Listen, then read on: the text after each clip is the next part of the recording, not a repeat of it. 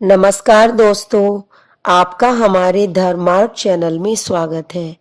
आज हम आपके लिए शरद पूर्णिमा की एक पौराणिक व्रत कथा लेकर आए हैं।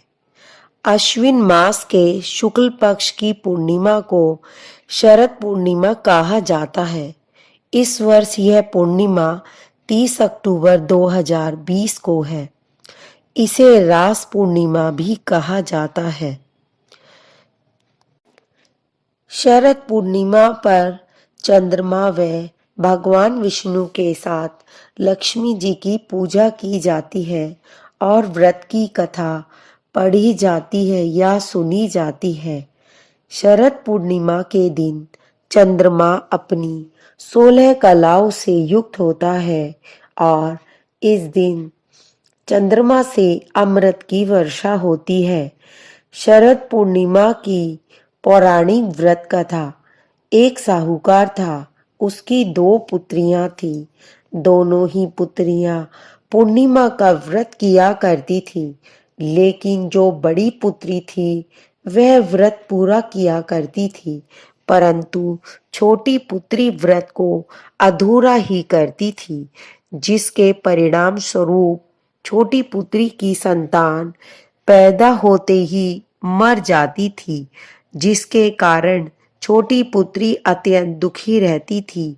एक बार उसने पंडितों को बुलाया और उनसे अपनी संतान के पैदा होते ही मर जाने का कारण पूछा। पंडितों ने कहा कि तुम पूर्णिमा का व्रत पहले अधूरा छोड़ दिया करती थी, जिसके परिणाम स्वरूप तुम्हारी संतान पैदा होते ही मर जाया करती है। अगर तुम पूर्णिमा का पूरा व्रत विधि पूर्वक करो तो तुम्हारी संतान अवश्य ही जीवित रह सकती है।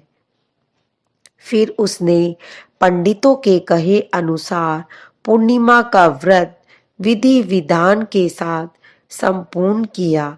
बाद में उसे एक पुत्र रत्न की प्राप्ति हुई, लेकिन कुछ ही दिनों के बाद वह भी मर गया।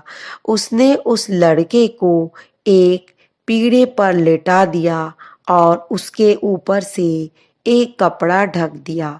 फिर वह अपनी बड़ी बहन को बुलाने के लिए गई और उसे बैठने के लिए वही पीढ़ा दिया, और जब बड़ी बहन उस पीढ़े पर बैठने लगी तो उसका लहंगा बच्चे को छू गया।